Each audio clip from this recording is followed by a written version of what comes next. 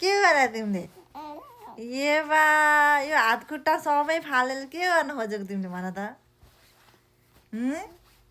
के भनेको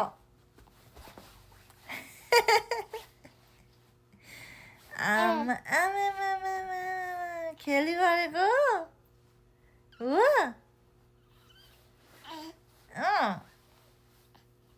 नुनु गर्नु पर्दैन नुनु गर न छोरो नुनु गर न तँ चाहिँ मान्छे होला त नि तँ चाहिँ मान्छे होला नुनु नै गर्दैन यो नुनु नै गर्दैन यो राम राम मेरो बाबुले 2-3 दिन भयो यसरी हात खुट्टा फालेर यति धेरै उफ्रिन्छ कि कति थकाइ लाग्छ होला नि यसलाई आमा नि बिहान बेलुका मसाज गरिदिन्छु तपाईँहरूले कति टाइममा मसाज गरिदिनुहुन्छ बाबु नानीलाई बेबीहरूलाई म चाहिँ 2 टाइम गरिदिन्छु अहिलेसम्मलाई चाहिँ यो गुइया हो यो पुन्टु हो यो छ्याने हो नुनु गर्दैन राति पनि 5-6 घन्टा मात्रै सुत्छ दिउँसो पनि 3 घन्टा 4 घन्टा 5 घन्टा मात्रै सुत्छ कति सुत्छ तपाईँहरूको बेबी यो त सुत्दैन नि यो गुइयो हो नि यो गुइयो सुत्दैन के यो गुइयो त सुत्दैन के ए सुत्दैन नि म त सुत्दिनँ भन्दै हो छोरो म नुनु गर्दिनँ भन्दै हो त भन्दै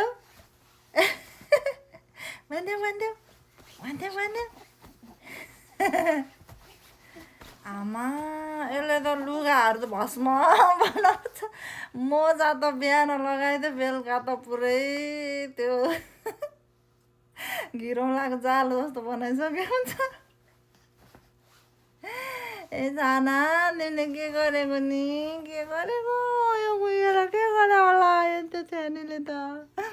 यो छ्यानीले के गरे होला के चाहिँ गरे होला दङ पारेर हेर्छ फेरि सुरु भइहाल्छ फेरि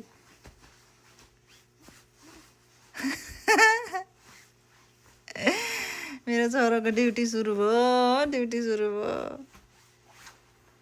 त्यो गरेको दुध आइसकेपछि यस्तो गर्छ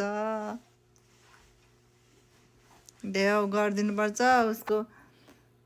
ग्यास बाहिर गइसकेपछि चाहिँ आनन्दले खेलेर एकछिन बस्छ फेरि निन्द्रा लागेपछि चाहिँ रोएर हैरान हुन्छ मेरो बाबु त यो गुइए